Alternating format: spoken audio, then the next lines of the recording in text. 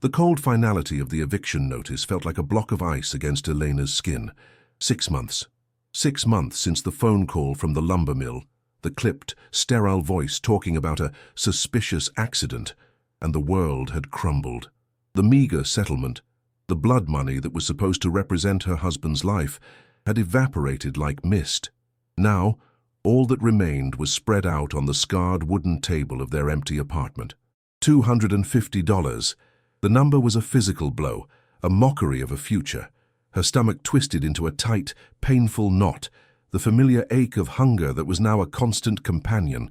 The air, thick with the smell of dust and the faint, ghostly scent of her husband's cheap cologne on a jacket she couldn't bear to pack, choked her. She felt the tears welling up, hot and useless, and swallowed them down. Crying was a luxury she could no longer afford. A profound hollowness had taken root in her chest, a cold dead space where hope used to live. All she felt now was a brittle numbness, punctuated by sharp, terrifying spikes of panic that stole her breath away. Her son, Leo, sat on the floor, his small 10-year-old frame trying to project a bravery he couldn't possibly feel. He hugged a worn-out teddy bear, its button eyes staring into the same bleak future that terrified her. He should be worrying about homework, about scraped knees, about anything but the gnawing fear of sleeping on the street. Eleanor looked at her own hands, the hands of a seamstress. The fingertips were dotted with tiny, faded scars from 1,000 needle pricks, a map of a life of hard work that now meant nothing. Her prized sewing machine, her one tool for survival, had been the first thing sold. A wave of vertigo washed over her as the memory of the phone call surged back. An accident, they had said. But the word that echoed in the silence of her nights was suspicious. The questions she had were smothered by the immediate need to survive. And now, with the money gone, the questions returned with a vengeance, but there was no one to answer them.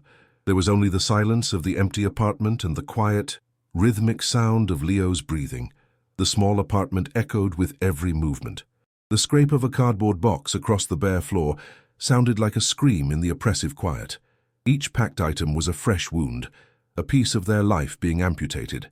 The empty space on the floor where her sewing machine once stood felt colder than the rest of the room, a phantom limb that ached with its absence. Her mind raced, a frantic spiral of worst-case scenarios. Shelters were full, she'd heard. The streets, a raw, hot shame rose in her throat, tasting like bile. She had to protect him. The thought was a primal roar in her mind, the last flickering ember of her strength. She felt a profound sense of failure, a crushing weight on her shoulders that threatened to press her into the ground. She had failed her husband by not asking more questions. She had failed Leo by not being enough. Tears now streamed silently down her face, cold tracks on her numb skin. She didn't bother to wipe them away. They felt like part of the silence, part of the despair. With trembling fingers, she opened the small wooden box that held their most important documents. The crisp, cruel white of the eviction notice lay on top. She pushed it aside. Beneath it, her husband's death certificate, and under that one last forgotten piece of paper. It felt ancient, the parchment brittle and dry as bone. The ink of the elaborate script was faded to a ghostly brown. A deed, a name she barely recognized, a great aunt she had never known, a woman who was just a vague story from her own mother's childhood.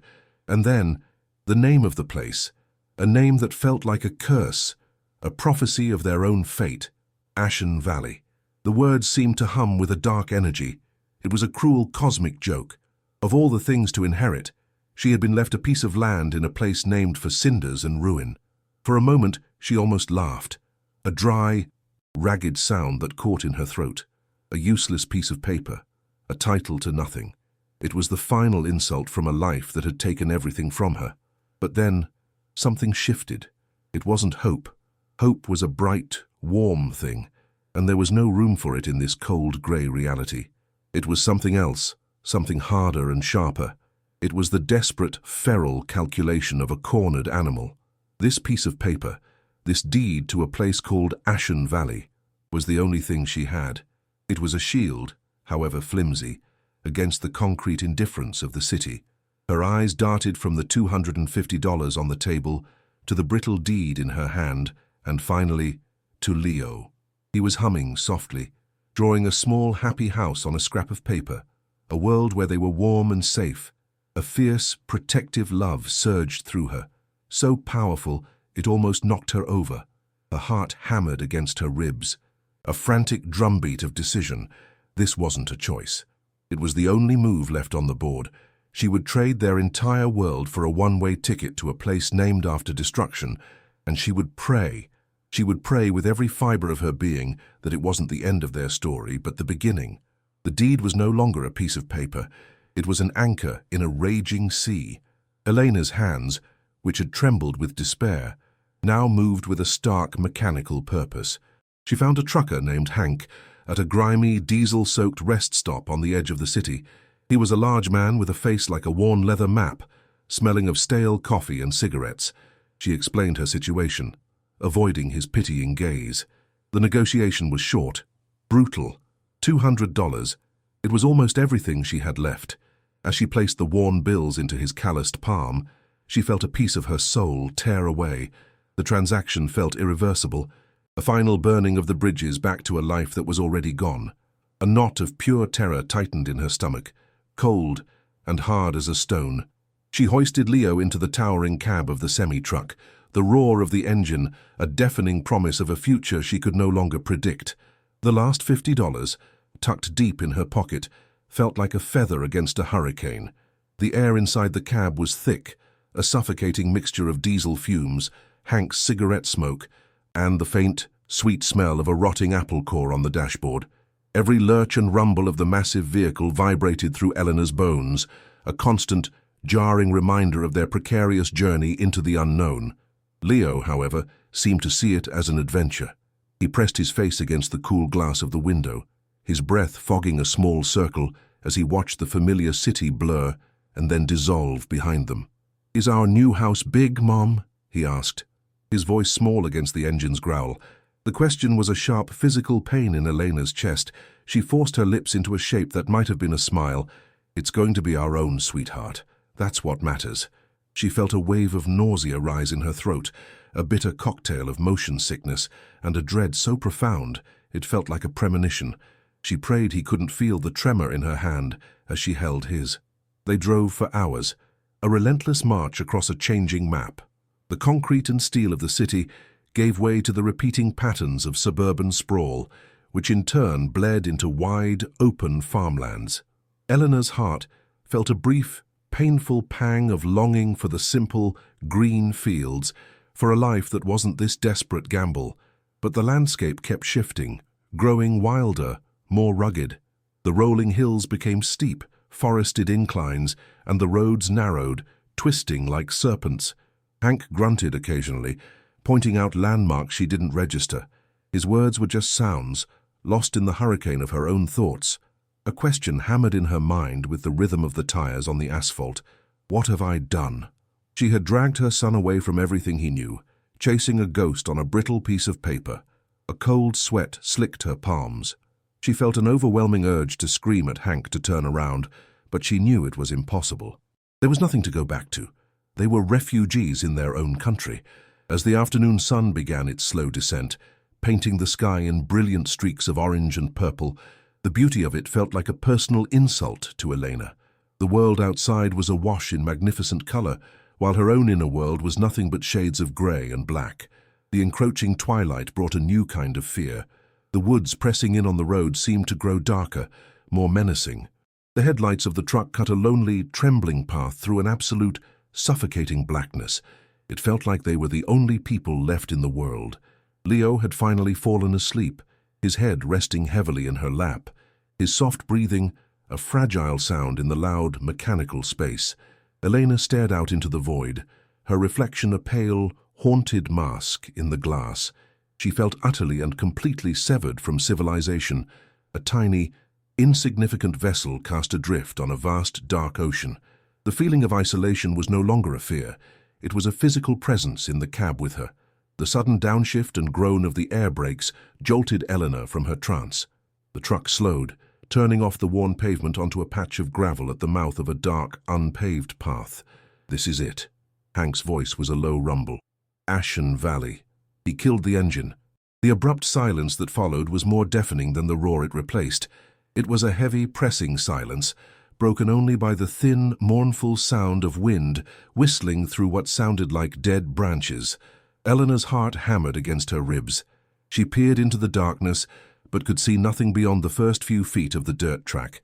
The air that seeped into the cab when Hank opened his door was shockingly cold, carrying a scent she couldn't place at first. It was sharp and acrid, clinging to the back of her throat. It was the smell of old cold ash. A shiver, completely unrelated to the temperature, traced a path of ice down her spine. This was the place. The name on the deed wasn't a metaphor. Hank moved with surprising efficiency, unloading their singles, battered suitcase and 2 cardboard boxes onto the dusty ground. He didn't say much, just a grunt as he slammed the truck's side compartment shut. He looked from Eleanor's pale face to the sleeping child in her arms, and then down the dark, forbidding path. For a moment, something like concern flickered in his eyes, but it was gone as quickly as it appeared.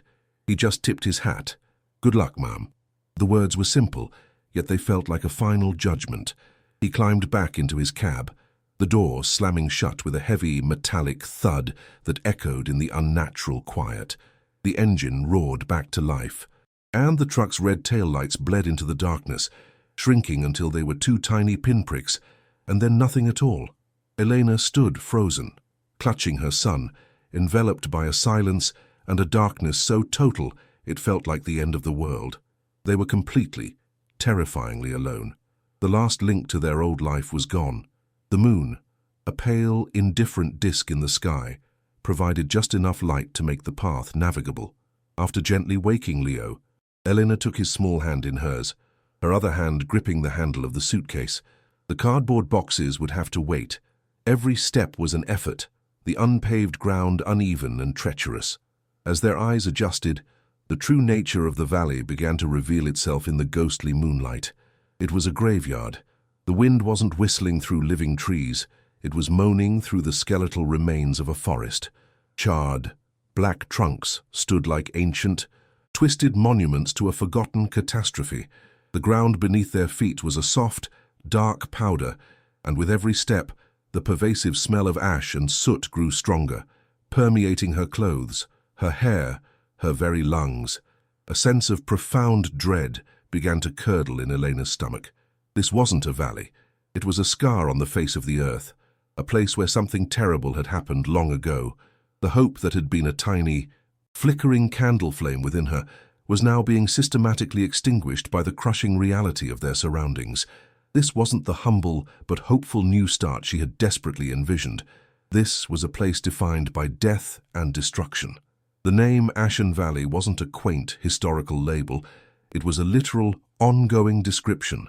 She felt a surge of bitter anger, not at her great-aunt, but at the universe itself. It felt like a cruel, cosmic joke, a final twist of the knife, to be brought to the lowest point of her life, only to be led to a place that was the physical embodiment of despair. Leo stumbled beside her, his small hand clutching hers tightly, his earlier excitement replaced by a quiet, fearful apprehension. "It's scary, Mom," he whispered, and the sound of his fear broke her heart into a million tiny pieces. She wanted to comfort him, to tell him it would be okay. But the words were ash in her own mouth. The lie was too big to tell. They walked for what felt like miles, the silence broken only by the crunch of their own feet on the ashen ground and the haunting whisper of the wind. Elena's arm ached from the weight of the suitcase, and a deep, weary cold had settled into her bones. Just as she felt she could not take another step, she saw it. Through a break in the skeletal trees, silhouetted against the pale moonlight, stood a single, solitary structure, a house. It stood alone in the vast emptiness, a small, stubborn shape that had somehow survived the devastation that had claimed everything else around it. For one wild, irrational moment, hope flared back to life within her, fierce and desperate. Maybe this was it. Maybe the fire had stopped just short. Maybe the inside was preserved, a small pocket of safety in the middle of all this ruin. Her pace quickened, dragging the heavy suitcase behind her, pulling Leo along as she fixed her eyes on the dark shape, praying with every fiber of her being for a miracle. The closer they got, the more that fragile, desperate hope began to crumble. The moonlight, which had made the house seem like a distant promise, now became a harsh interrogator, revealing its every flaw. The miracle was a mirage. The house was not untouched, it was merely the last thing to fall. Its front porch sagged at a dangerous, drunken angle, one of its support posts completely rotted away. The wooden siding, where it wasn't scorched black by the ancient fire, was weathered to a ghostly, splintered grey. Several windows were shattered, dark, gaping mouths that seemed to exhale the cold, dead air of the valley. A section of the roof had clearly collapsed inward, creating a jagged black hole against the starry sky. Her heart, which had briefly soared with that impossible hope, now sank like a stone into the pit of her stomach. It was a derelict, a ruin. It wasn't a home. It was a coffin waiting for its occupants. The last ounce of her strength seemed to evaporate. Her hand trembled as she reached for the door. There was no knob, just a rusted iron latch. With a deep breath that tasted of ash and rot, she lifted it. The door swung inward, not with a creak, but with a low, agonizing groan. The sound of wood fibers tearing apart after decades of neglect. The air that rushed out from within was a physical assault. It was a thick, gag-inducing wave of smells that made her recoil and her stomach clench violently. It was the scent of pervasive, creeping mold, of damp, decaying wood, and of trapped, stagnant water. Underneath it all was that same suffocating, omnipresent odor of old smoke. But here, inside, it was concentrated, ancient, and thick enough to taste. It was the smell of a place that had died a long time ago and had been left to decompose in the dark. Leo buried his face in her coat, letting out a small, muffled cry. Elena felt a dizzying wave of vertigo, her vision swimming as the foul air choked her. This was a mistake, a terrible, catastrophic mistake. Taking another hesitant step inside, Eleanor's eyes struggled to adjust to the deeper darkness within. The sliver of moonlight penetrating the hole in the roof was the only illumination. It fell upon a slick, dark puddle of stagnant water in the middle of what she assumed was the main room. The water reflected the moonbeam, a cold, dead eye staring back up at the sky. Everything else was lost in deep, impenetrable shadow. The cold was even more intense inside, a damp, bone-chilling cold that seemed to radiate from the very walls, seeping through her thin jacket and clinging to her skin. There was no furniture, no sign of previous life, nothing but emptiness and decay. Any fantasy she had entertained about finding a dusty but serviceable shelter, a place to rest and regroup, was violently shattered. This wasn't a refuge. This was a trap, a cold, wet, and rotting trap at the end of a long road to nowhere, and she had used her last dollar to walk right into it. She took a tentative step forward, her foot landing on a floorboard that gave way with a sickening crackle. She caught herself just before falling, her heart leaping into her throat. Looking down, she could just make out the floor. It wasn't just old. It was a treacherous, uneven landscape of charred and warped planks. The fire had clearly breached the inside here, feasting on the wood before being extinguished by time or rain.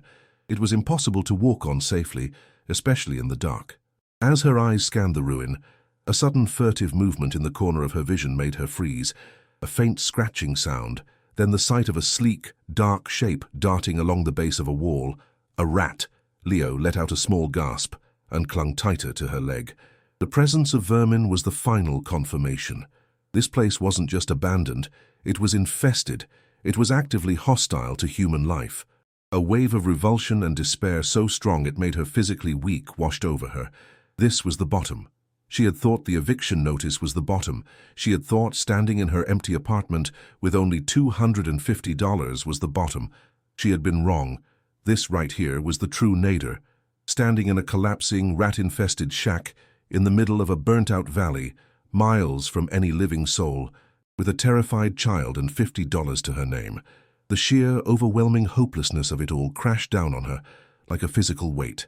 There was no escape. There was no next plan. She had gambled everything on this one, desperate move, and she had lost in the most spectacular way imaginable. A dry, ragged sob escaped her lips, a sound of pure agony. The walls of the shack seemed to press in on her, the smell of rot and ash filling her lungs, suffocating her. Her knees buckled. no longer able to support the crushing weight of her failure and her fear. This wasn't a shelter from the streets. It was a grave she had brought her son to. Eleanor sank to the charred, uneven floor, oblivious to the damp and the filth. The suitcase dropped from her numb fingers, landing with a dull thud. She pulled Leo into her lap, wrapping her arms around him in a fierce, protective embrace that was as much for her own comfort as it was for his. The brittle facade of strength she had maintained for months finally shattered into a million irreparable pieces. The silent, stoic tears of the past few days gave way to deep, shuddering sobs that shook her entire body. She cried for her husband, for the life they had lost, for the sewing machine she had sold, for the warmth of their old apartment, and for the bright spark of hope she had foolishly allowed to ignite, only to have it so cruelly snuffed out. In the cold, dark ruin of Ashen Valley, with the wind moaning through the broken roof and the sound of her own heartbreak echoing in the emptiness, Elena finally hit rock bottom. There was nowhere left to fall. She was broken. The world had shrunk to the size of a single, shuddering sob. Elena held Leo so tightly she could feel the frantic, bird-like flutter of his heart against her own. The cold from the charred floorboards seeped through her thin jeans, a damp, invasive chill that felt like the final stage of death. All around her, the house groaned, a symphony of decay played by the mournful wind. The air, thick with the ghosts of smoke and mold, was a physical weight in her lungs. This was it, the absolute end of the line. Her mind, once a frantic storm of plans and escape routes, was now just a vast, silent emptiness. Hope was not just gone. It felt like a foolish myth she had once believed in as a child. A profound, soul-deep exhaustion settled over her, a surrender so complete that even the tears felt like a final, pointless exertion of energy. She had nothing left. No strength, no money, no future. She was just a body, growing cold on a rotten floor, clutching the only precious thing she had left in a world determined to take it all. Leo, squirming in her suffocating embrace, seemed to understand that his mother had crossed a threshold into a place he couldn't follow. In the way that children do, he sought a small, tangible anchor in the overwhelming chaos. He reached into his pocket, and his fingers closed around a familiar, smooth sphere. A single glass marble, his favorite, a perfect swirl of blue and white. He needed to see it move, to see one thing in this dead place that still obeyed the laws of a normal world. He let it drop from his small hand onto the uneven floor. It made a series of soft, clicking sounds as it rolled across the warped planks, a tiny, mundane noise in the cathedral of despair. But then the sound changed. The marble rolled onto one specific plank near the center of the room and stopped dead, not with a soft click, but with a sharp, distinctly hollow thunk. It was a dissonant note, a sound that didn't belong, an acoustic anomaly in the symphony of rot. It was a sound that was solid and strangely metallic. The tiny, alien sound pierced the thick blanket of Eleanor's misery. It was so out of place, so wrong, that it cut through her internal monologue of failure. She didn't move at first, her mind slow to process the input, but the echo of it remained. Thunk, not the dull thud of glass on wood over dirt. It was something else. She loosened her grip on Leo, lifting her head slowly, her eyes, swollen and red, focused on the spot where the marble lay motionless. "What was that?" she whispered, her voice a raw, unused croak. Leo, sensing the shift in her attention, pointed a small, grimy finger.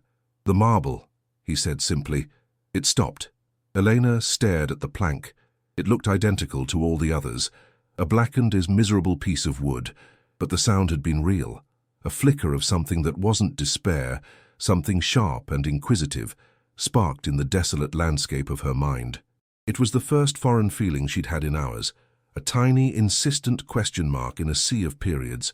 Slowly, as if her joints were rusted, Elena crawled across the filthy floor. The rough texture of the charred wood scraped against her palms. She reached the spot and gently picked up the marble, its smooth surface a stark contrast to the splintered ruin around it. She let her gaze travel over the plank. It was wider than the others, its surface more uniformly blackened, as if it had been exposed to more intense heat. With a hesitant finger, she tapped it. The sound was unmistakable, a low, hollow resonance, completely different from the solid, earthy thud of the planks next to it. She tapped again, harder this time. Tongue, the vibration traveled up her finger, a clear metallic hum that seemed to come from just beneath the wood. Her heart, which had been beating a slow, funereal rhythm, gave a sudden hard kick against her ribs. It was a beat of adrenaline, of nascent, terrifying curiosity. Something was under there, something solid, something made of metal. A frantic energy began to displace the lethargy of her despair. She needed to see. Her mind raced, cataloguing their meager possessions, the cardboard boxes. She scrambled over to the nearest one, her hands tearing at the damp cardboard. Inside, wrapped in a dish towel, were the few kitchen utensils she'd managed to keep. Her fingers closed around the cool and familiar handle of a sturdy paring knife. The small blade felt ridiculously inadequate, yet it was the only tool she had. It was a weapon, not against a person, but against a secret. Clutching the knife, she crawled back to the mysterious plank. The air in the shack suddenly felt charged, electric with possibility. The groans of the house no longer sounded like a death rattle, but like a hushed, expectant audience. Leo watched her, his eyes wide and silent, his fear momentarily forgotten, replaced by the raw, powerful pull of the unknown. Her own fear was still there, a cold knot in her stomach, but it was now tangled with a new, potent emotion, purpose. She jammed the tip of the knife into the thin seam between the hollow-sounding plank and its neighbor. She put her weight into it, gritting her teeth as the steel bit into the soft, charred wood. For a moment, nothing happened. The wood was swollen and fused with age and soot. She felt a surge of frustration, a fear that the secret would remain locked away. Then, with a low groan of protest and the sharp crackle of splintering fibers, the plank shifted, just a fraction of an inch, but it was enough. A faint, unfamiliar smell wafted up from the tiny opening, not the damp rot of the house, but something else. It was the dry, mineral scent of dust, of deep earth moss and of old moss cold iron. A shiver traced its way down her spine, but it was not a shiver of fear. It was a thrill of discovery.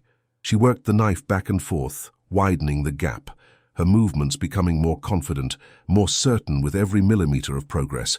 The plank was loose. Tossing the knife aside, Elena wedged her fingers into the gap she had created. The underside was rough and covered in a thick layer of soot that instantly coated her hands. She pulled. It was heavy, far heavier than a simple floorboard should be, and resisted her pull. With a grunt of effort, she heaved backwards, putting her entire body into the motion. The plank came free with a sudden, loud crack, tearing away from ancient, rusted nails. She fell back, the heavy board landing beside her with a solid thud. Panting, she stared at the hole she had created. There was no dirt, no crawling insects, no sign of the damp earth that should have been there. Instead, her eyes were met with a perfect, dark square of black metal, flush with the surrounding foundation stones. A trapdoor. It was an impossible sight, a piece of deliberate, hidden engineering in a place that was supposed to be nothing but a forgotten ruin. It was a stark, intentional anomaly. Her mind struggled to reconcile the image before her with the reality she had accepted. This house wasn't just a survivor, it had been a guardian. The fire that had consumed the valley had been kept at bay right here, in this spot, by a hidden layer of iron.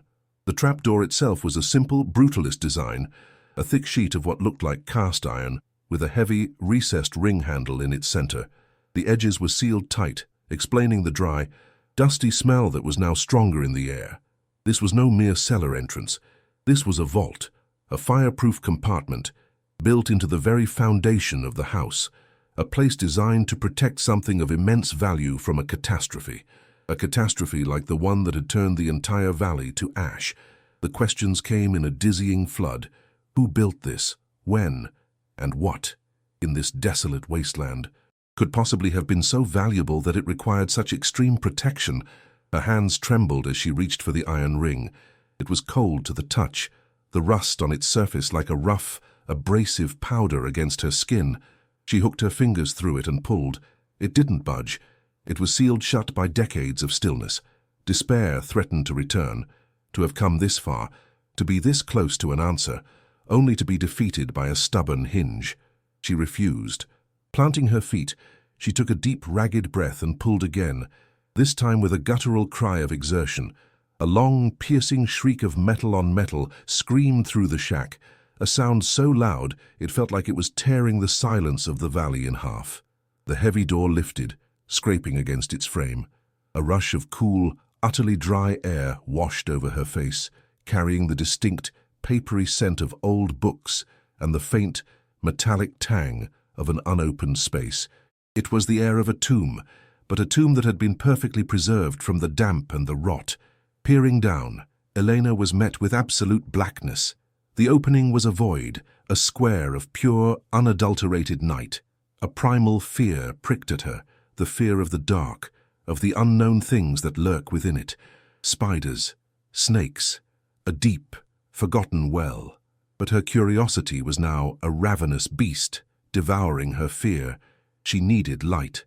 "The flashlight," she muttered. The words a charm against the darkness.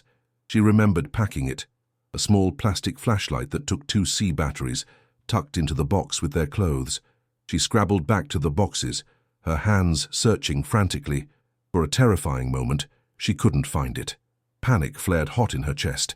Then, her fingers brushed against the cheap plastic casing. She pulled it out, her thumb fumbling with the switch. The beam that flickered to life was weak, a pale yellow circle of light, but in this oppressive darkness, it felt as powerful as a searchlight, a weapon against the shadows. With her heart hammering in her throat, Elena crawled back to the precipice of the dark hole. She took a steadying breath and aimed the trembling beam of light into the opening. The light cut through the void, revealing the bottom.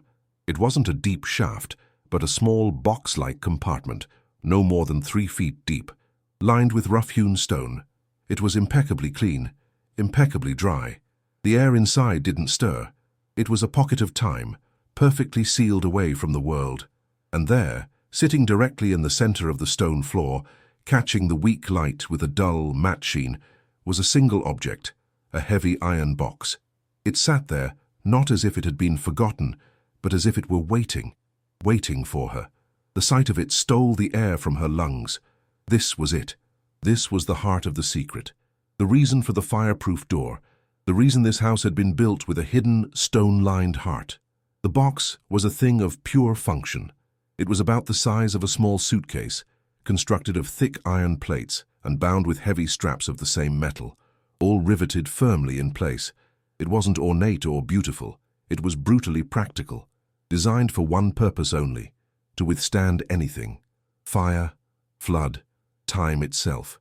A large, formidable padlock, now a solid mass of orange and brown rust, clamped the lid shut. Its presence was a final, defiant statement of security. Someone, her great-aunt perhaps, had gone to extraordinary lengths to ensure that whatever was inside this box would remain safe. A wave of awe washed over Elena, momentarily eclipsing her excitement. She was touching a piece of a hidden history, a story so important that its author had buried it in the foundation of their home and trusted it to survive an apocalypse. The weight of that trust, of that history, settled upon her shoulders. Getting the box out was a struggle. Lying on her stomach, Elena stretched her arm down into the cold, dry compartment. Her fingers brushed against the cold iron. It was heavier than she had imagined. She couldn't lift it with one hand. She had to wiggle her shoulders and torso partially into the hole, scraping her side on the stone, to get a two-handed grip. With a great, straining heave, she began to drag it up. The sound of the iron scraping against the stone lining was a loud, grating noise that set her teeth on edge. It was the sound of a long-dormant secret being disturbed. Leo watched, mesmerized, as the black box emerged from the floor like a strange, metallic coffin. Finally, with one last pull, it was out, resting on the charred planks. It sat there, squat and menacing, radiating an aura of age and importance. The silence that followed was thick with unspoken questions. Now came the final obstacle, the lock. The thick, rusted padlock looked impregnable. The key was a ghost, lost to time. Her small kitchen knife was laughable against such a fortress of rust and iron. Her mind raced, searching for a solution. Force. She needed brute force. Her gaze swept over the dilapidated interior of the shack. Nothing, just rotting wood and debris. Then she remembered the world outside, the desolate valley, littered with the bones of the forest and the rubble of the town. There would be rocks. She stood up, her legs stiff and sore, and walked to the gaping doorway. The cold night air hit her, but this time it felt bracing, not threatening. She stepped out into the ashen landscape, her eyes scanning the moonlit ground, not for signs of danger, but for a tool, a weapon. She was no longer a victim cowering from the world. She was a treasure hunter, a solver of mysteries, on the final step of her quest. It didn't take long. Near the crumbling remains of what might have been a stone chimney, she found it, a jagged, heavy piece of granite about the size of a loaf of bread. It fit satisfyingly in her two hands, its weight a solid, reassuring promise of force. It felt primal, a tool as old as humanity itself. Carrying the rock back inside felt like a ritual, like bringing a sacred object into a sanctum. She returned to the iron box, her heart a frantic drum against her ribs. Leo backed away slightly, as if sensing the impending violence of the act. She looked at the rusted padlock, the final guardian of the secret. She felt a strange mix of reverence and aggression. She was about to break a seal, to violate a trust placed here decades ago. But she had no choice.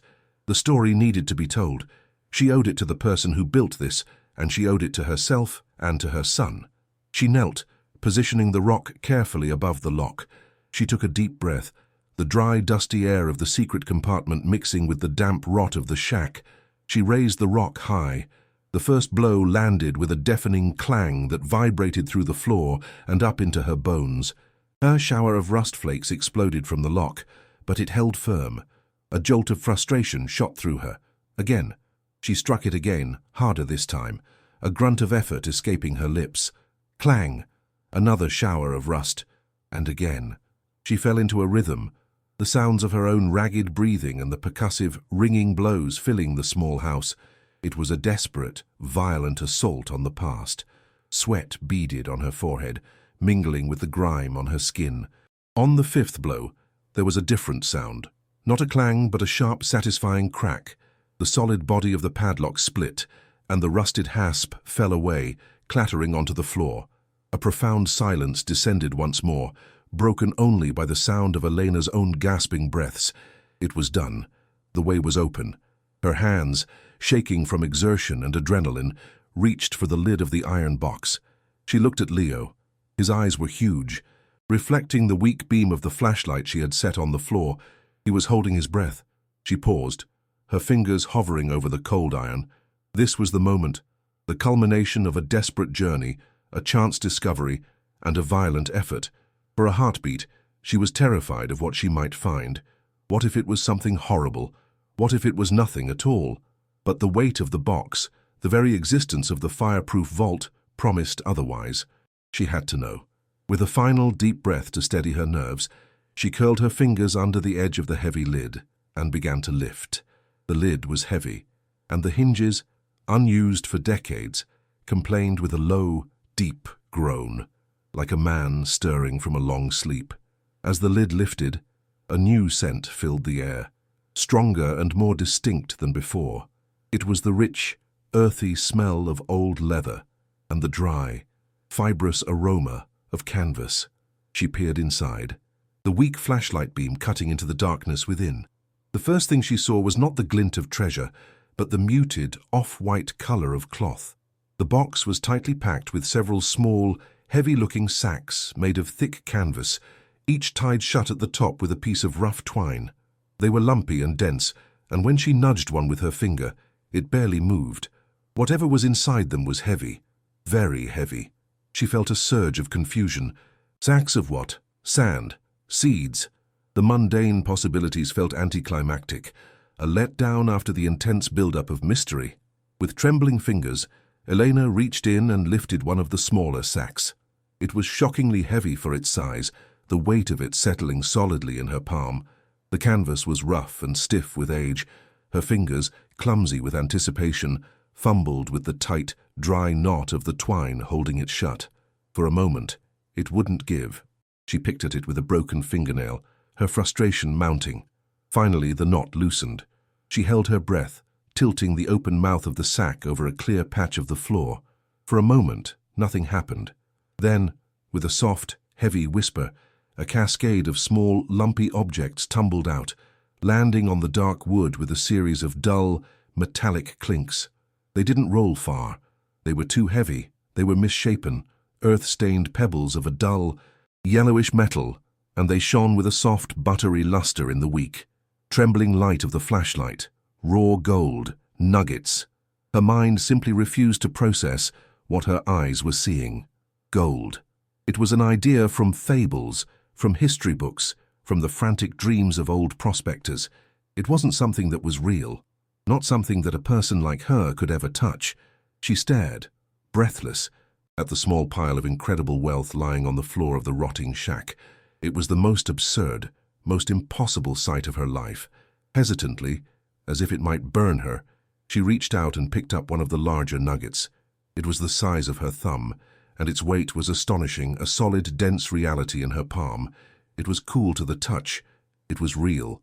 A sound escaped her throat, a choked gasp that was half a sob and half a laugh. Tears began to stream down her face again, but these were not the hot, bitter tears of despair. They were tears of shock, of disbelief, and of a relief so profound and overwhelming it felt like its own kind of pain. After a long moment of stunned silence, she gently placed the nugget back with the others, as if it were a holy relic. Her eyes turned back to the iron box. There was more. Beneath the sacks of gold, which she now realized must be worth an unimaginable fortune, was another object, carefully wrapped in a sheath of dark, oiled cloth. Her hands shook so violently now that she could barely untie the simple string that held the package together. She fumbled it open, revealing a book. It was a journal bound in dark leather, the cover cracked and dry but otherwise perfectly preserved. The word journal was embossed on the front in simple, faded gold leaf. Its presence, somehow, felt even more momentous than the gold.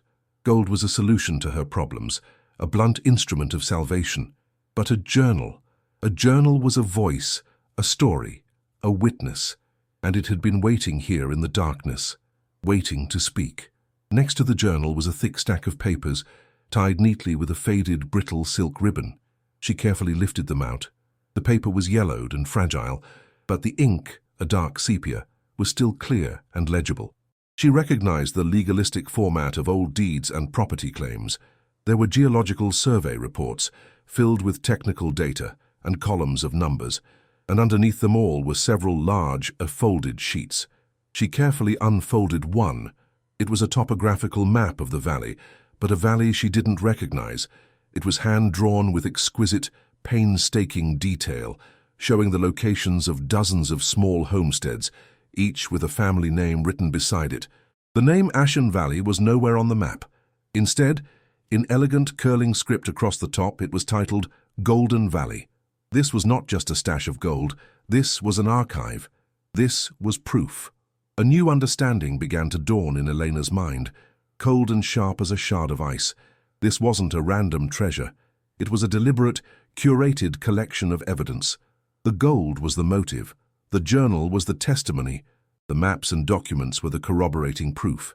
A story was here, a terrible and important story, and she was now its sole keeper. The pieces of the puzzle began to click into place with terrifying speed. A prosperous valley full of small-scale miners, a sudden catastrophic fire that wiped it off the map, a single surviving house with a fireproof vault, and a great-aunt who had left her this specific property and nothing else. This wasn't an inheritance of land, it was an inheritance of a secret. The mystery of the valley was no longer an abstract question. It had a voice, a history, and a victim, and her great-aunt was at the center of it. The oppressive atmosphere of the shack had been transformed. The cold air no longer felt like a harbinger of death. It felt charged with the energy of a long overdue reckoning. The darkness beyond the flashlight beam was no longer an empty void. It was a silent witness, holding its breath. The profound despair that had brought her to her knees just an hour before had been scoured away, replaced by a feeling she hadn't experienced since before her husband's death, a powerful, electrifying sense of agency. She was no longer a victim, a refugee tossed about by the whims of fate. She was something more. She was the inheritor of a terrible truth, the guardian of a buried history. The crumbling house around her was no longer a tomb. It was a witness stand, and she had just been handed the prosecution's entire case file. a case that had been waiting decades to be opened. She ran her hand reverently over the cracked leather cover of the journal. She could almost feel the presence of the person who had written in it, a ghost in the room with her.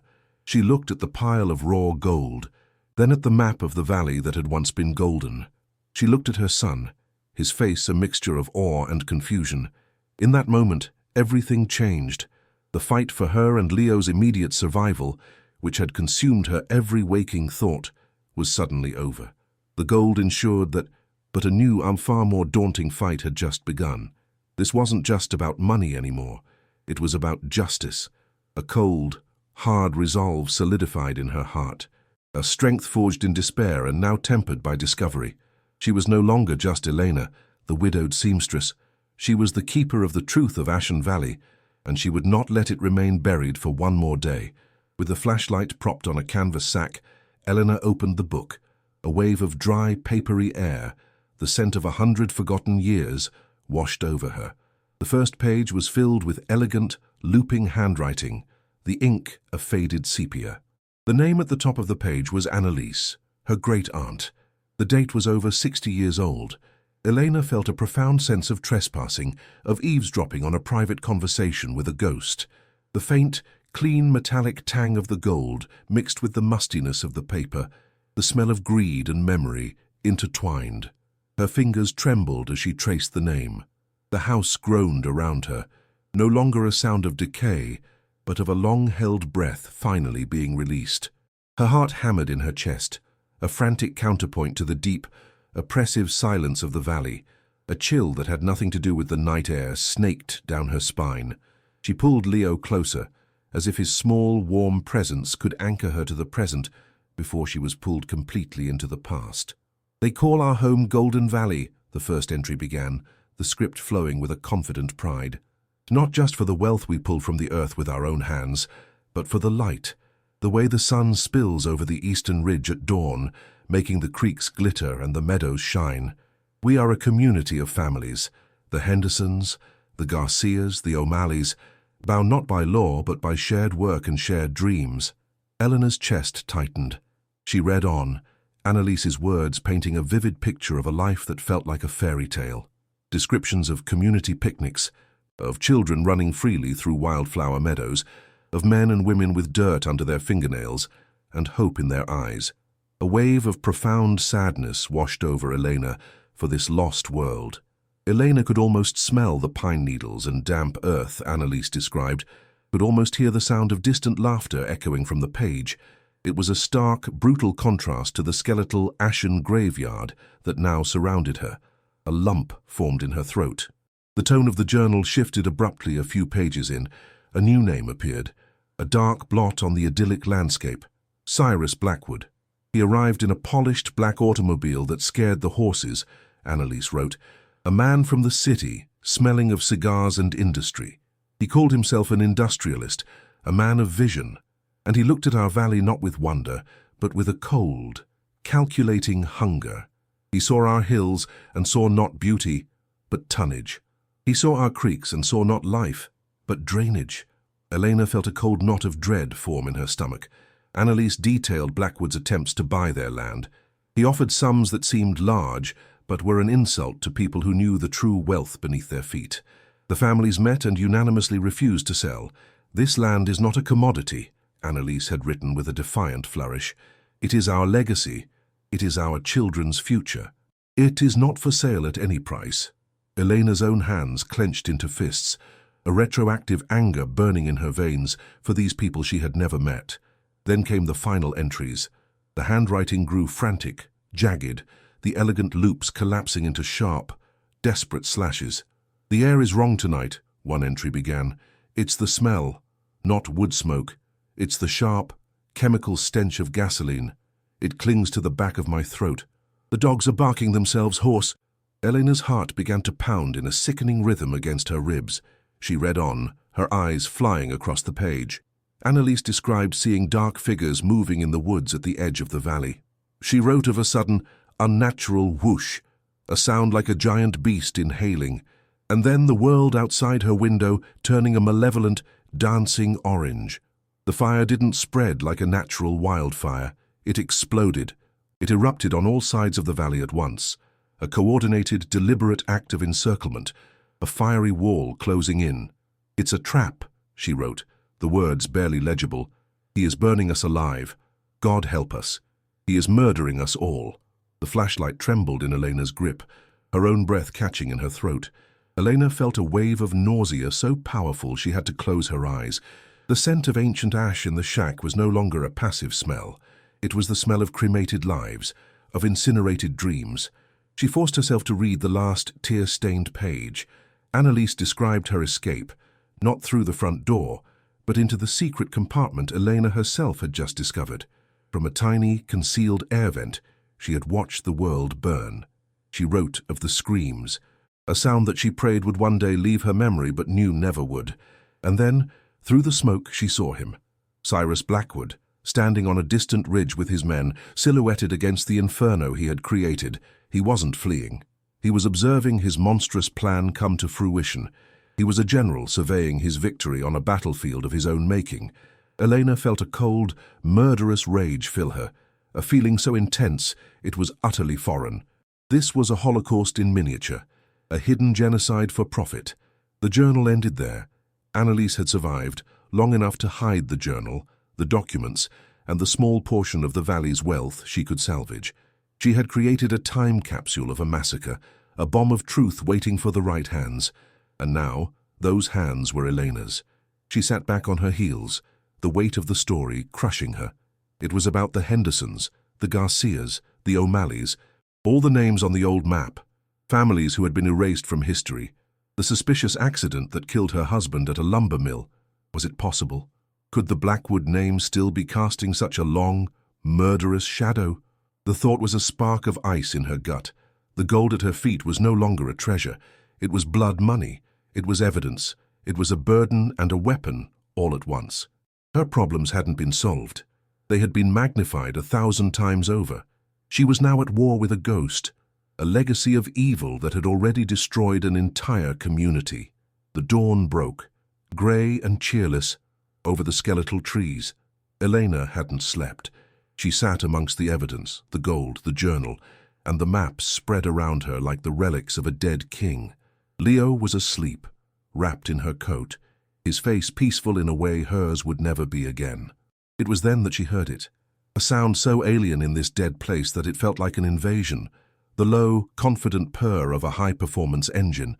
It grew louder, closer, the sound of wealth and power slicing through the desolation. Her blood ran cold.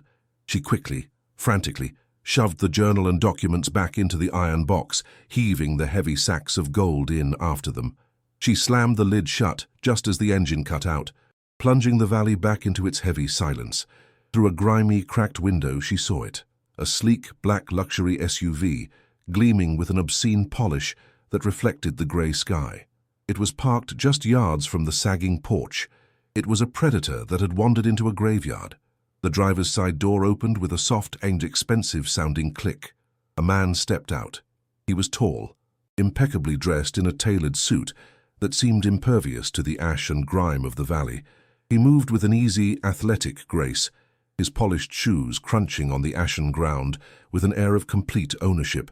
He looked to be in his late 40s, with a handsome but patrician face, sharp eyes, and dark hair graying slightly at the temples. He looked like the men she saw in magazines, men who ran the world. He approached the house with the steady, confident stride of a man returning to his own property. Elena's heart hammered against her ribs. She felt a primal instinct to hide, but Leo was here. She stood up, blocking the doorway, her body a flimsy, trembling shield. The man stopped at the bottom of the ruined steps and gave her a smile. It was a perfect, charming, predatory smile. "Good morning," he said, his voice smooth as velvet. "You must be Elena." "I'm Arthur Blackwood." The name hit Eleanor like a physical blow. Blackwood, the son, the heir, the serpent's offspring, returned to the scene of the crime. Arthur Blackwood's smile didn't falter, but his eyes, a cold, intelligent grey, assessed her with unnerving speed. Her worn clothes, the fear in her eyes, the protective way she stood in front of the hovel. "I'm a lawyer," he continued, his tone dripping with faux sincerity. "My firm represents an investment group acquiring land in this region. We were alerted that this property, the last remaining private holding, had a new resident. I must say, I was concerned.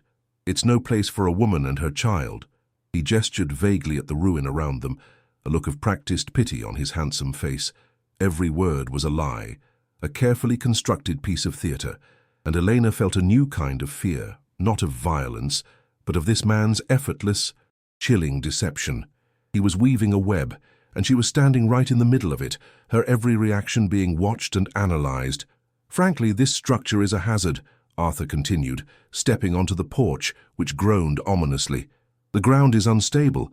The air is unhealthy. It's a tragedy what happened here all those years ago, a terrible forest fire." The casual way he said it, the practiced sorrow in his voice, sent a jolt of pure hatred through Elena. He was standing on the ashes of his father's victims and calling it a tragedy. He peered past her into the dark, foul-smelling interior. "You can't possibly be thinking of staying here. It's untenable." He then looked directly at her, his expression shifting to one of magnanimous generosity. "My clients are prepared to offer you a sum to take this liability off your hands, $20,000, enough for you and your son to get a clean start, somewhere safe. A new apartment, a new life. Think of it as a humanitarian gesture." The offer hung in the air, a poisoned fruit. $20,000, a fortune to her yesterday, an insult today, the price of silence for 100 graves. Elena's mind was a maelstrom. $20,000. She could take the money, disappear, and be safe. She and Leo could have a home. She could buy a new sewing machine, start over. All she had to do was walk away from the ghosts, from the journal locked in the iron box. All she had to do was let the Blackwoods win. The silence stretched. Arthur was watching her, his charming mask still in place, but his eyes had sharpened. They were like a hawk's, missing nothing. He saw the flicker of conflict, the internal war raging behind her frightened expression. A truly desperate woman would have cried with relief. Her hesitation was a piece of information. It was an anomaly. It told him she knew something. Elena felt her stomach clench. She had tried to school her features into a mask of desperation, but her knowledge of the truth was a tangible thing, a weight she couldn't fully conceal. He could feel it. He could smell the secret on her. Her heart pounded, a drum of terror in the suffocating quiet. Arthur's smile tightened by a fraction of a millimeter. The warmth vanished, leaving behind only the cold, hard shape. His voice, when he spoke again, had lost its velvety texture. It was smoother now, but also colder, like polished stone. "It's a very generous offer, Elena," he said, the use of her first name now feeling like a claim of power. "I wouldn't take too long to consider it. Opportunities like this, they don't last forever." He took a slow step closer, invading her personal space. His expensive cologne, a scent of citrus and cedar, was a sickening contrast to the valley's smell of ash and rot. He was the world of the living, invading the world of the dead. His eyes dropped for a moment to the floorboards behind her, to the spot where one plank was visibly disturbed, where the soot had been scraped away by the iron box. It was a fleeting glance, but it was enough. He knew, or he suspected, and his suspicion was a death sentence. A fresh wave of cold dread washed over her. He looked back up, his gaze boring into hers. "This is a very isolated place," he said softly, and the softness was more terrifying than a shout. "Miles from any town, no cell service. No one would even know you were here." He paused, letting the weight of his words sink in. The silence of the valley pressed in, no longer empty, but filled with a sudden, suffocating menace. He was describing her prison. He was reminding her of her complete and utter vulnerability. "Things happen in places like this," he continued, his voice a low murmur. "Accidents. The old wood is rotten. A spark could set this whole place off like a tinderbox. Again." The final word, "again," was delivered with the delicate precision of a surgeon's scalpel, a subtle, vicious twist that directly connected the past to the present. He was telling her he was his father's son, capable of the same atrocities. Elena felt the air leave her lungs, a paralyzing cold spreading through her veins. He would not hesitate to repeat history. Arthur's cold eyes flickered towards the doorway, towards the sleeping form of Leo, just visible in the shadows. His voice dropped to a near whisper, an intimate, chilling sound meant only for her. A single mother, with a young boy to think about, A mother's first priority is always her child's safety, isn't it? It would be a terrible shame if something were to happen. If he were to get hurt. The threat was no longer veiled. It was naked, brutal, and aimed directly at the one thing in the universe she loved. He had found her weakest point and was pressing on it with a cruel, deliberate finger. The image of the fire, of the screams Annalise described, flashed in her mind, but this time it was Leo's face she saw in the flames. A wave of primal, protective fury surged through her, so strong it almost made her physically lunge at him. But fear was stronger. It was a cold, coiling serpent in her gut, telling her to be still, to be silent. This man was a monster, just like his father, holding her son's life in his hands. He straightened up, his charming mask sliding perfectly back into place. "You think about my offer," he said, his voice once again smooth and reasonable. He pulled a pristine white business card from his jacket and placed it on the rotted porch railing. "I'll be back tomorrow for your answer. I do hope you'll make the wise choice, for Leo's sake."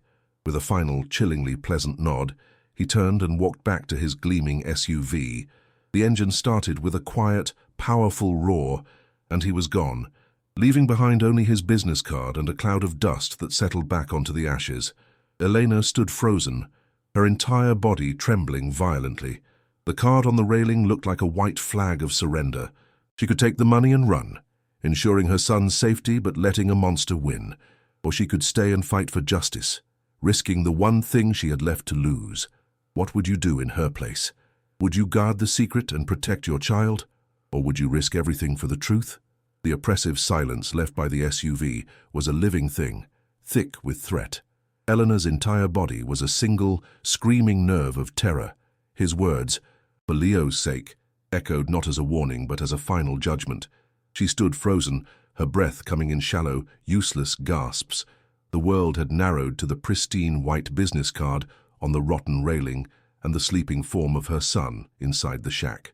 Her heart was a wild bird beating against the cage of her ribs, frantic and desperate. She could feel Arthur Blackwood's cold, assessing eyes on her still, even though he was miles away. The valley was no longer just a graveyard of the past. It was a hunting ground, and she and Leo were the prey.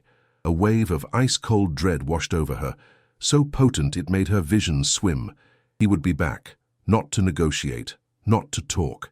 He would come back to erase the anomaly, to erase her. A raw, animalistic fear for Leo seized her, so powerful it almost buckled her knees. She had to move. To stay was to die. To stay was to let him be right. Her gaze was fixed on the endless, skeletal sea of trees that surrounded the clearing.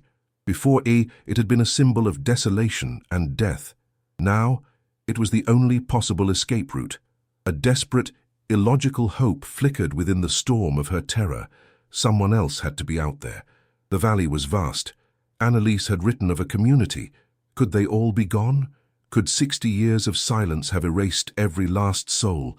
The thought was a prayer mumbled in the face of oblivion. She backed away from the doorway, her movements jerky and puppet-like. The iron box, hidden again beneath its charred plank, felt like a lead weight chained to her soul. It was the reason for this nightmare, but it was also the only weapon she had. The gold meant nothing now. It was the journal, the maps, the truth that had signed her death warrant. She had to run. But where? Running blindly into the wilderness with a child was another kind of suicide. Her mind, fractured by fear, clung to one sliver of a possibility. There had to be someone. There had to be. The business card was a taunt. She snatched it from the railing, the crisp but very expensive cardstock feeling alien and obscene in her grimy, trembling fingers. Arthur Blackwood, attorney at law. The letters were embossed, confident, permanent. She wanted to shred it, to burn it, to scream her rage at the civilized monster it represented. Instead, her fingers curled around it, the sharp edges digging into her palm. The pain was a grounding sensation in a world that had become an unreal nightmare. She took a deep, ragged breath that tasted of ash and fear. A plan, or the frantic ghost of one, began to form. She couldn't stay here, waiting for the fire. She would take the box, take Leo, and walk. She looked up at the ridge, the same ridge where Cyrus Blackwood had watched his bonfire of souls. There was a thin, almost invisible plume of smoke rising against the grey sky, miles away. A chimney, wood smoke.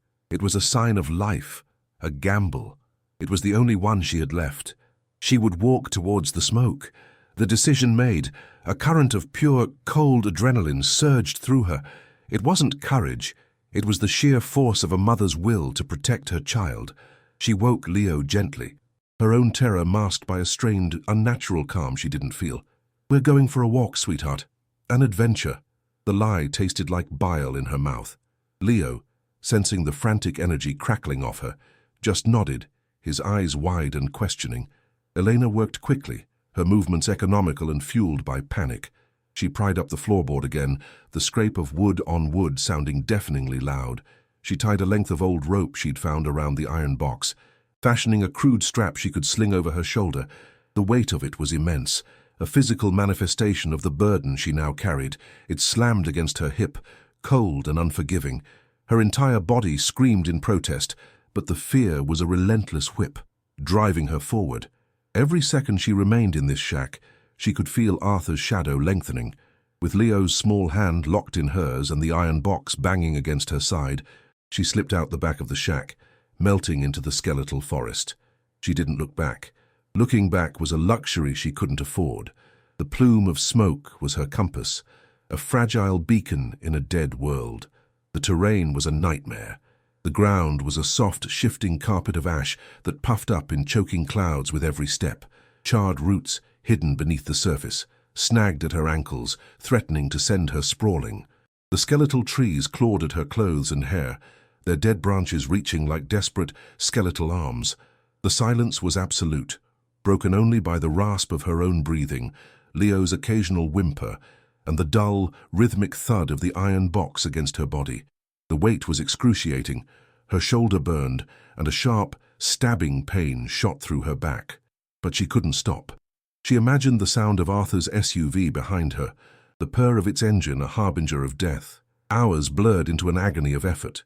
The sun remained hidden behind a thick, unforgiving blanket of grey clouds, making it impossible to track the time. The smoke plume seemed to get no closer, a cruel optical illusion in the vast, monotonous landscape. Doubt, a cold and insidious poison, began to seep into her resolve. What if the smoke was just a geothermal vent? What if it was a lingering underground fire from 60 years ago? What if she was leading her son on a death march to nowhere? A wave of despair, as potent as the one she'd felt upon her arrival, threatened to swamp her. She stumbled, her ankle twisting on a loose rock. She cried out, a sharp gasp of pain. Leo stopped, his face crumpling. "Mommy, I'm tired. I'm hungry." His words were a physical blow. She had nothing to give him. No food, no water, no comfort but her own failing body. She felt the sting of hot tears but fiercely blinked them away. Crying was weakness, and weakness would get them killed. She knelt, forcing a smile onto her cracked lips. "I know, sweetie. We're almost there. I promise." She adjusted the iron box, the rope cutting mercilessly into the flesh of her shoulder. She scanned the horizon again. The smoke. It was closer. It had to be. It was thicker now. A solid column of grey against the endless grey sky. And beneath it, she could just make out a dark shape on the edge of the valley, nestled against a steep rock face. A structure, not a ruin, but a solid angular shape. A cabin. Her heart gave a violent leap of hope, so fierce it was painful. It was real. Someone was alive out here. A new surge of energy, born of desperation and relief, coursed through her. "Look, Leo, look," she whispered, pointing with a trembling finger. "A house. We're going to be okay." She scrambled to her feet, ignoring the searing pain in her ankle, and began to half walk, half limp towards the shape, dragging Leo and her terrible, precious burden with her. The closer they got, the more real the cabin became. It was a small, rugged structure built of thick, dark logs, with a stone chimney that pumped a steady stream of fragrant wood smoke into the cold air. It looked like it had grown out of the landscape, a fortress of resilience against the desolation. A single window glowed with a warm, yellow lamplight, a beacon of impossible warmth and safety in the dead valley. But as relief washed over her, a new fear took its place. Who lived here? a friend, or another monster. This deep in the wilderness, people were isolated for a reason. They might not welcome a hysterical woman and her child showing up on their doorstep, carrying a box of secrets. Her steps slowed. The cabin, which had been a promise of salvation, now seemed like another terrible gamble. She stopped at the edge of the clearing, her heart pounding a frantic rhythm of hope and terror. What if she had just led them from one trap into another? From the porch of the cabin, a figure emerged. He moved slowly, deliberately, a man shaped by age and solitude. He was tall and gaunt, his back slightly stooped, and he wore a simple flannel shirt and worn denim trousers. His face was a roadmap of wrinkles, a testament to a long, hard life lived under the sun and sky. But his eyes, even from this distance, were sharp and alert. He held a heavy wood-chopping axe in one hand, its blade gleaming dully in the grey light. He didn't hold it like a weapon, but like an extension of his arm, a familiar tool. He stood on the porch, watching them, his expression unreadable. He wasn't shocked or surprised. It was the unnerving gaze of a man who had been expecting company. A cold shiver of apprehension traced its way down Elena's spine. He knew who she was. He had to. There was no one else in this valley. She felt pinned by his stare, a moth caught in the gaze of a spider. Eleanor knew there was no turning back. She took a deep breath, the air tasting of wood smoke and damp earth, a welcome change from the perpetual ash. "Hello," she called out, her voice thin and reedy. The man didn't answer. He just watched her, his sharp eyes taking in every detail, her ragged state, the terrified boy clinging to her side, and the heavy iron box slung over her shoulder. The weight of his scrutiny was immense. Finally, she could bear the silence no longer. She took a few halting steps forward. "Please," she said, her voice cracking. "My name is Elena.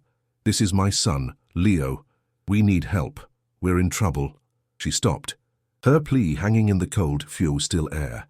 The man's gaze flickered from her face to the box, and a flicker of something, recognition perhaps, crossed his weathered features.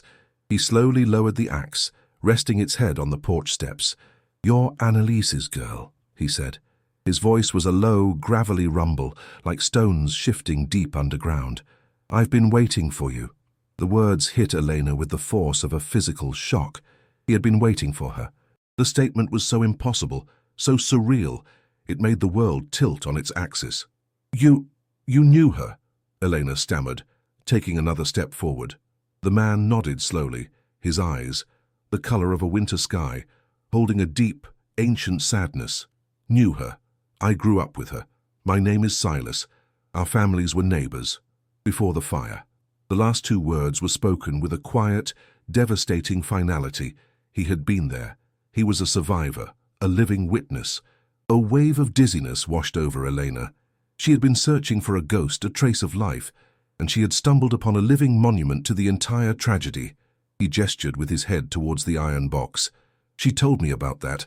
Told me one day someone from her bloodline would come back for it. I didn't think I'd live long enough to see it." His gaze was no longer suspicious, but filled with a profound, weary welcome. He was the keeper of the history, the guardian of the memory. He led them inside the cabin. The interior was a single, warm room filled with the comforting smell of burning pine, drying herbs, and old books. A fire crackled merrily in a large stone hearth, casting dancing shadows on the log walls. It was a space of profound peace and safety, the complete antithesis of the rotting shack she had fled. Leo, exhausted and overwhelmed, immediately gravitated to the warmth of the fire, his fear finally receding. Silas moved with a quiet efficiency, pouring 2 mugs of steaming water from a kettle on the hearth and adding a spoonful of fragrant herbs. He handed one to Elena. Her hands were shaking so badly she could barely hold it. "Drink," he said, his voice gentle but firm. "Then you'll tell me everything." Eleanor sank into a sturdy wooden chair, the warmth of the mug seeping into her frozen fingers. She felt the last of her strength give way, the terror and adrenaline replaced by a bone-deep exhaustion. Tears of relief she hadn't realized she was holding back began to stream down her face. Eleanor told him everything, the words pouring out in a frantic, jumbled torrent. She told him about the eviction, the deed, the horrifying discovery of the ruined valley, and the miracle of the trapdoor. She described the gold and then the journal, her voice breaking as she recounted Annalise's final, terrified entries. Finally, her voice dropped to a choked whisper as she described Arthur Blackwood's visit that morning, his charming facade, his poisoned offer, and the naked, brutal threat against her son.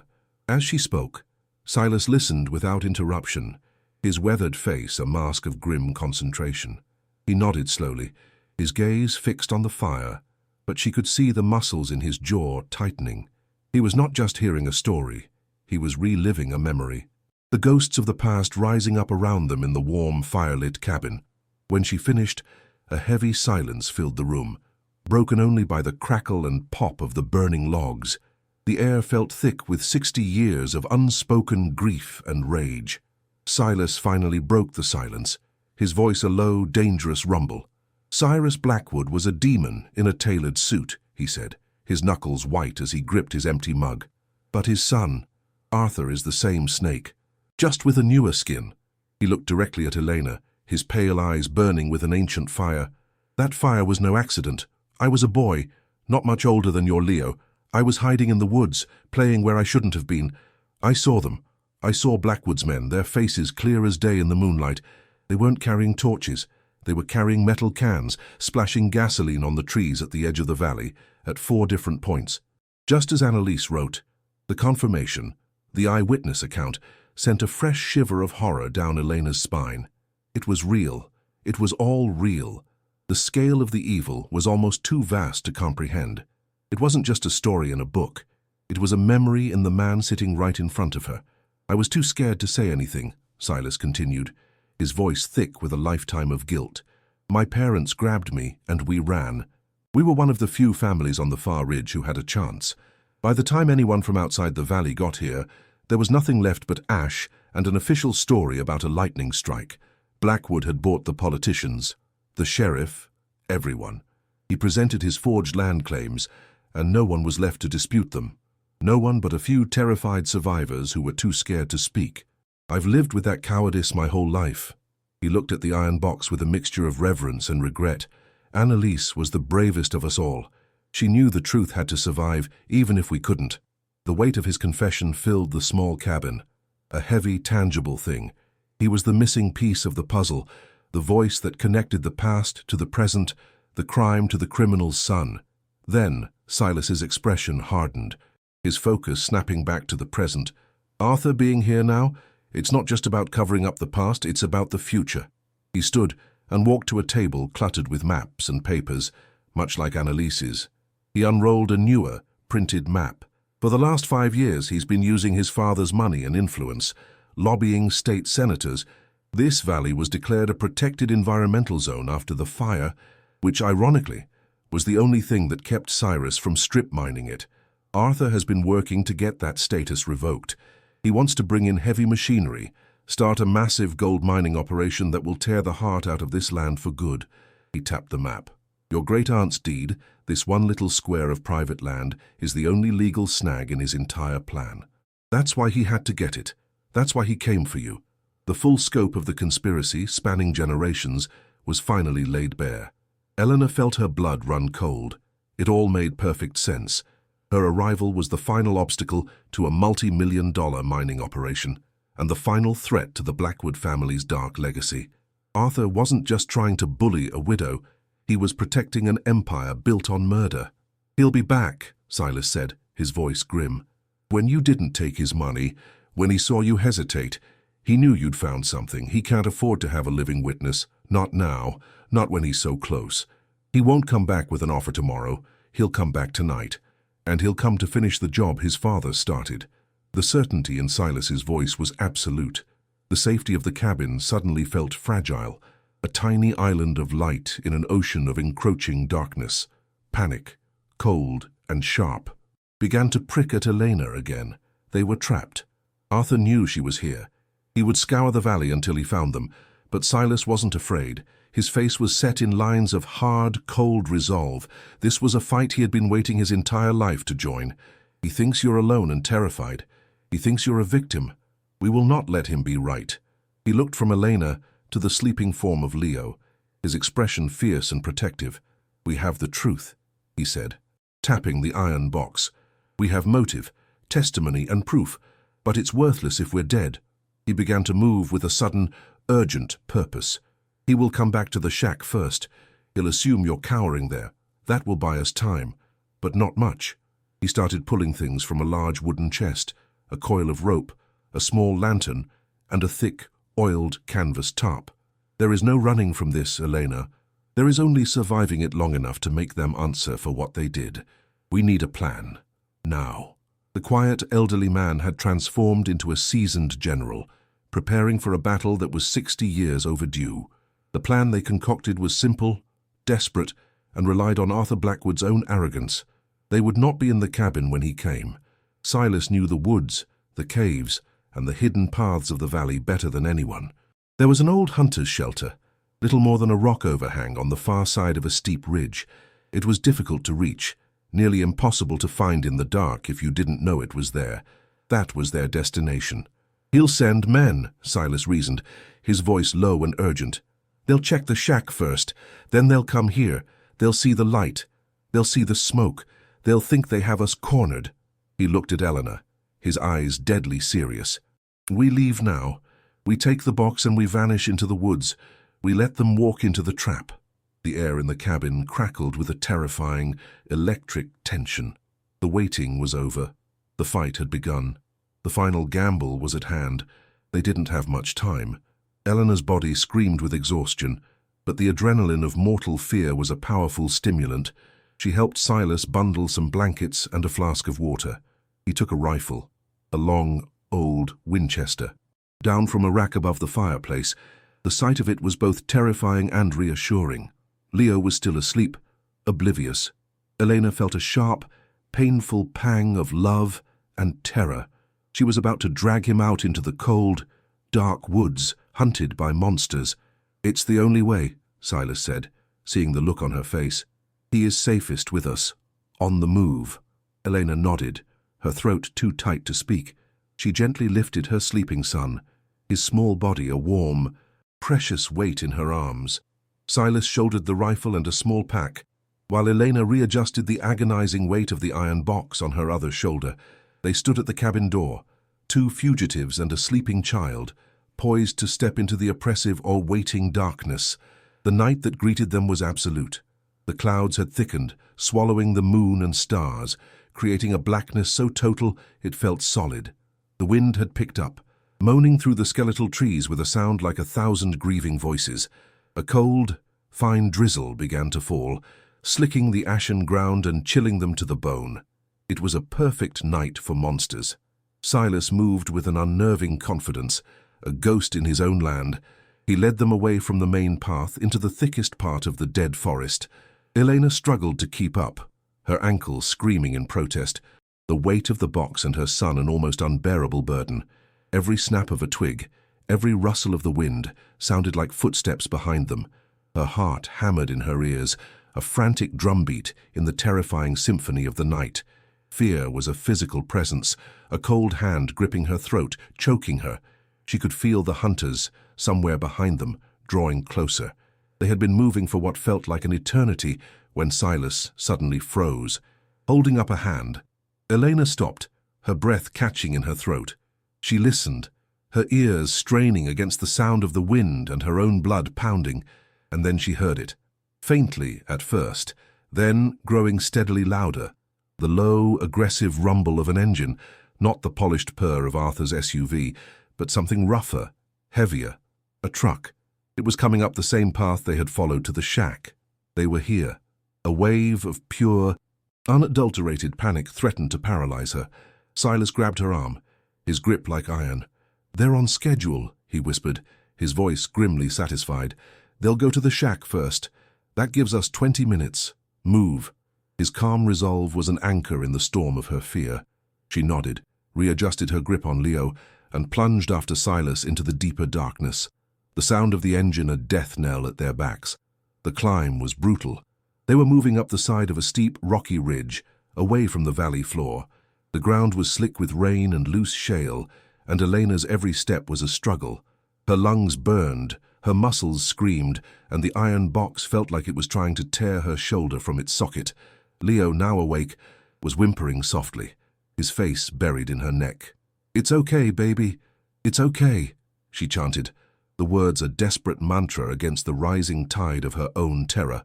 The sound of the truck had faded, replaced by an even more terrifying silence. She knew what was happening down below. The hunters were at the shack. They would be finding it empty, and then they would be coming here, to Silas's cabin. They were running out of time. The thought sent a fresh jolt of adrenaline through her, and she pushed upward, her entire being focused on the singular goal of putting one foot in front of the other. They reached a narrow ledge just below the crest of the ridge. From here they had a clear, terrible view of the valley below. In the distance, a single, warm yellow light glowed. Silas's cabin. It looked so peaceful, so safe, but it was a lure. As they watched, two new lights appeared. The bright, sharp beams of powerful flashlights cutting through the darkness, moving with predatory purpose towards the cabin. Two figures. Elena's heart stopped. She could just make out their silhouettes, large, broad-shouldered men. They moved with a heavy confidence, not like men who were lost, but like men who had come to claim something. They were Arthur's henchmen. The reality of her situation crashed down on her with renewed force. This wasn't a nightmare she would wake up from. This was real, and those men had been sent to find her, to take the box, and to ensure that she and her son never saw another sunrise. The two figures reached the cabin. They didn't knock. One of them kicked the door, the sound of splintering wood echoing faintly across the valley even over the wind. They disappeared inside. For a long, agonizing minute, nothing happened. The cabin just sat there, its light spilling out of the now open doorway. Elena held her breath, her knuckles white where she clutched Leo. What were they doing? Tearing the place apart, waiting for them to return. Then, one of the figures reappeared on the porch. He was holding a red canister, a gasoline can. Elena's blood ran cold. The journal, the gasoline, the fire. It was happening again. A scream built in her throat, but Silas clamped a hand over her mouth, his eyes boring into hers. "Quiet," he breathed, his voice a low, urgent command. "This is what he does. This is who he is." He wasn't just stating a fact. He was branding a truth into her soul. This was the Blackwood way. The man on the porch unscrewed the cap and began to splash liquid all over the dry wood of the cabin's facade. The acrid smell of gasoline, a scent of pure malice, drifted up to them on the wind, a sickening perfume of premeditated violence. It was the same smell Annalise had described, the smell that had preceded the Holocaust of Golden Valley. History was not just repeating itself, it was being meticulously, sadistically recreated. The second man emerged from the cabin, and they stood together for a moment, their dark shapes silhouetted against the warm light spilling from the doorway. One of them flicked a lighter. The tiny flame, a single spark of orange, was the most terrifying thing Eleanor had ever seen. It was the spark that had consumed a valley, that had murdered families, that had haunted Silas for 60 years. It was the spark that was meant to consume her, to erase her, and the truth she carried. There was a sudden, violent whoosh, a sound that sucked the very air from the valley. The entire front of the cabin erupted in a column of furious, hungry flame. The orange light washed over the ridge, painting their horrified faces in a flickering, hellish glow.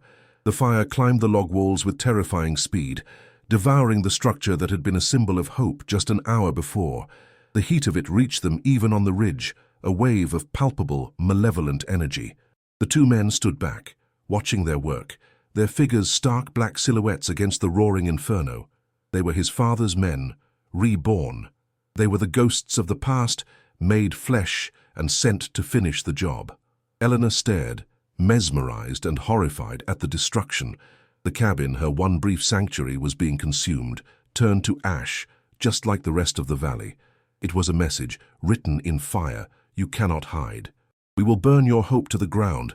The plan, the escape.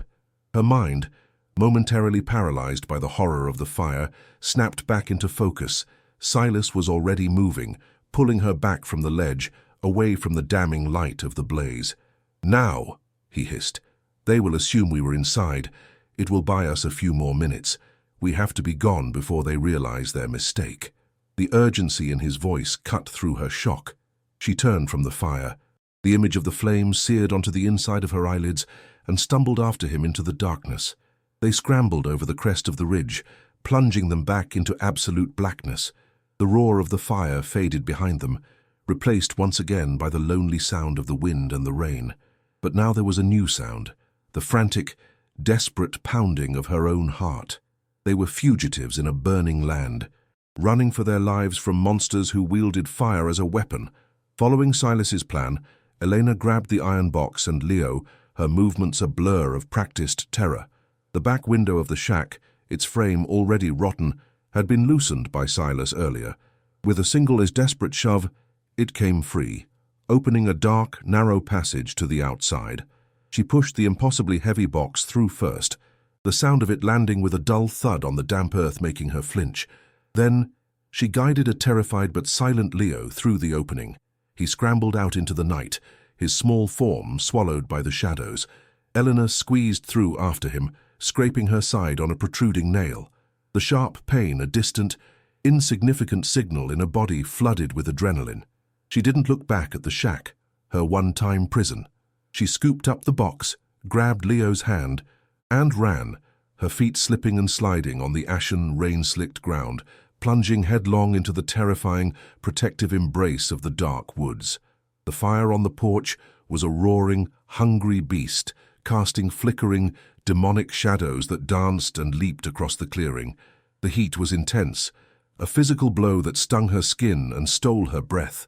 The crackle of the burning wood was a terrible, constant roar, punctuated by the sharp hiss of rain turning to steam on the hot surfaces. It was the sound of her last, fragile hope being consumed by the Blackwood legacy, but there was no time for despair. Following the plan she and Silas had made, a desperate strategy born in the warm light of the cabin now being devoured by flames, she moved with a single-minded purpose. Her target was the back window, a small square of lesser darkness in the shack's rear wall. It was their only way out. The front porch was a wall of fire, a clear message from Arthur Blackwood. There was no escape from the front. He expected her to be trapped, to burn, to become another ghost in his valley of ashes.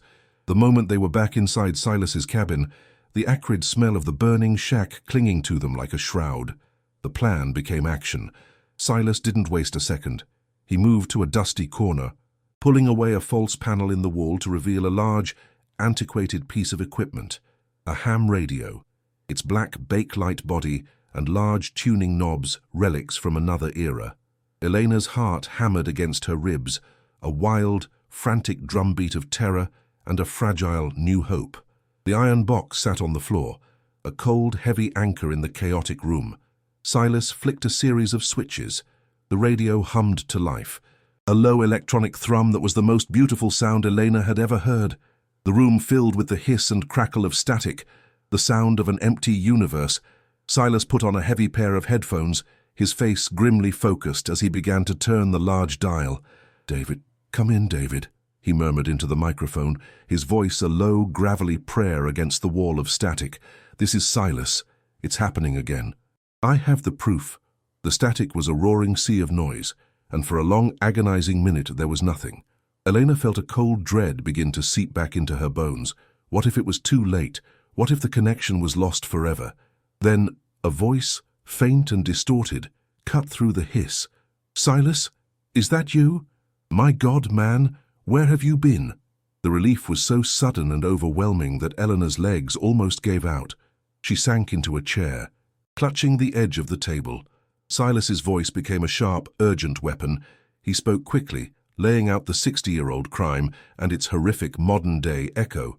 He spoke of the journal, the maps, Arthur Blackwood's visit, and the fire, the one that had consumed Golden Valley and the one now consuming his own home just miles away. He tried to murder them. "David, the great niece of Annalise and her boy. They're here with me. He sent men. They set the fire. We have everything. The documents, the gold, her great-aunt's testimony." The voice on the other end was no longer faint. It was sharp with shock and fury. "Stay put, Silas. Don't move. I'm on it." The connection cut, plunging the cabin back into a silence that was now heavier, charged with the weight of consequence. They had done it. They had reached out from their tomb of ash and screamed into the living world. The attorney, David Fye, was not just any lawyer. As Silas explained, He was a renowned human rights attorney who had dedicated his life to fighting corporate and government corruption. He had known Silas's story for years, a tragic piece of folklore he'd never been able to prove.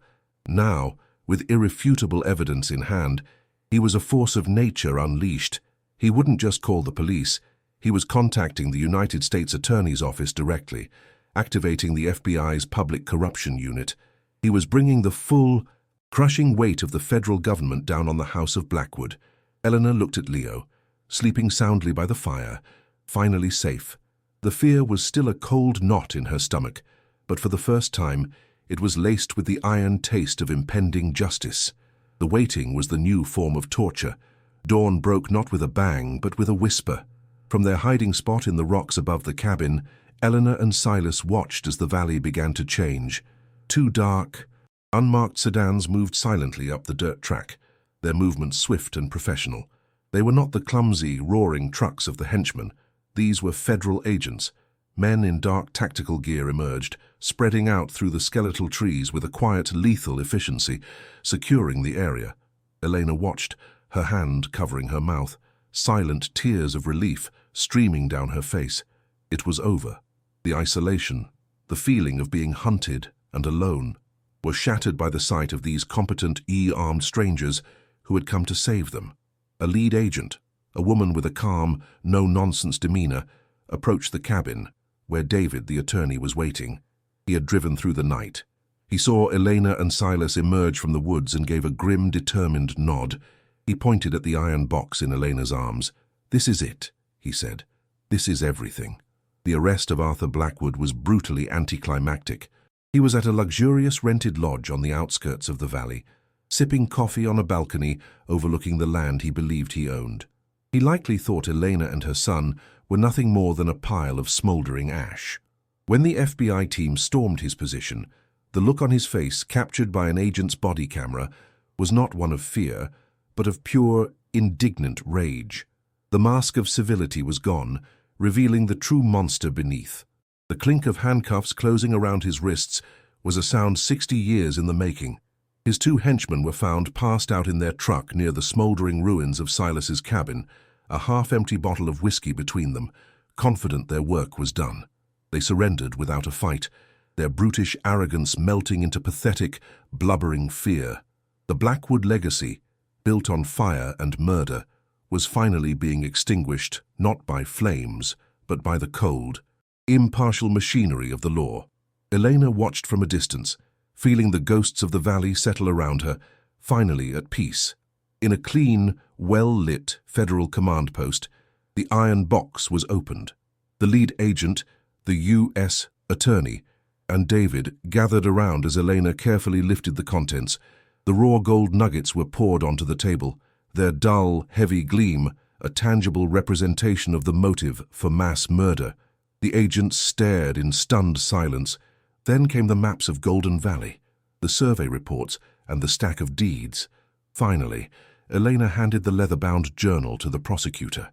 He read passages aloud, his voice steady but filled with a controlled fury. Annalise's words, her elegant script describing a utopia, her frantic scrawl describing a Holocaust, filled the room. Combined with Silas's chilling eyewitness testimony and the clear evidence of the attempted murder of Elena and Leo, the case was no longer just a case. It was an indictment of a generational evil, airtight and irrefutable. Annalise's voice, trapped in darkness for 6 decades, was finally screaming from the mountaintops, and the world was finally forced to listen. The legal battle was a formality. The war had already been won. The federal investigation uncovered a web of corruption that reached the highest levels of the state government, all tied to Blackwood money. Arthur Blackwood, facing a mountain of evidence and a lifetime in prison, saw his empire crumble. The court moved swiftly. All fraudulent Blackwood land titles within the valley were declared null and void. The court, in a landmark ruling, recognized Elena as the sole legal heir to her family's original, extensive holdings, which constituted nearly a third of the valley. Furthermore, the recovered gold was legally declared her property. The official appraisal left her breathless. It was a fortune that defied comprehension, a number with so many zeros it seemed like a misprint. She had gone from having $250 and an eviction notice to being one of the wealthiest women in the state. She was no longer a victim. She was a force, a quiet power, forged in fire and grief, ready to rebuild. Months later, the air in the valley no longer tasted of ash. It smelled of freshly cut pine and damp, fertile earth. The skeletal trees were still there, but now, amongst them, thousands of new saplings were being planted. The name on the new county sign at the entrance to the valley didn't read Ashen Valley. It read Hope Valley. In the center of it all stood Elena's house, the same stubborn structure, now beautifully and faithfully restored. Its windows were clean, its porch was strong, and a thin curl of smoke rose from its new stone chimney. From an open window came the gentle, rhythmic hum of a brand-new sewing machine, not for survival, but for joy. Leo's laughter echoed across a newly planted lawn as he chased a small, yapping puppy. Elena stood on the porch, a mug of coffee in her hands, breathing in the cool, clean air. She felt the warmth of the sun on her face, the gnawing hunger, the cold dread, the crushing despair. They were all just ghosts of a life that belonged to someone else. Elena was not alone. Standing beside her was Silas, his face softer, the guilt finally lifted from his shoulders. A small group of people, men and women of all ages, were working nearby, their conversations and laughter drifting on the breeze. Using a significant portion of her newfound wealth, Elena had funded a team of genealogists and investigators. They had found them, the descendants of the Hendersons, the Garcias, the O'Malleys, and the other families from Annalise's journal, scattered across the country by time and tragedy. Elena had offered them not charity, but restitution, a share of the recovered wealth and a piece of their ancestral land if they wished to return. Some had already arrived, their faces a mixture of disbelief, grief, and a dawning, brilliant hope. The gold was not just a personal fortune, it was the seed money for a resurrected community, a fund for restorative justice. Elena was not just rebuilding her own life, she was rebuilding a world. The evening light slanted across a long wooden table set up in the meadow, laden with food. The scene was an echo from Annalise's journal, a community meal. Silas sat at one end, telling stories to a group of wide-eyed children. Leo sat beside Elena, his face smeared with chocolate, happily recounting his day. All around them was the sound of life, the murmur of conversation, the chime of laughter, the clink of silverware. Elena looked at the faces around the table, a mosaic of past and future, and felt a sense of peace so profound it was almost a physical presence. The hollow space in her chest where despair had lived was now filled with a quiet, powerful light. She had faced the fire and emerged not as ash, but as the gold that had been hidden for so long. The story of Hope Valley was just beginning, a testament to the fact that some truths can never be buried forever. If you were moved by Elena's journey from desperation to redemption and believe in the power of truth, subscribe to our channel for more stories that will touch your soul.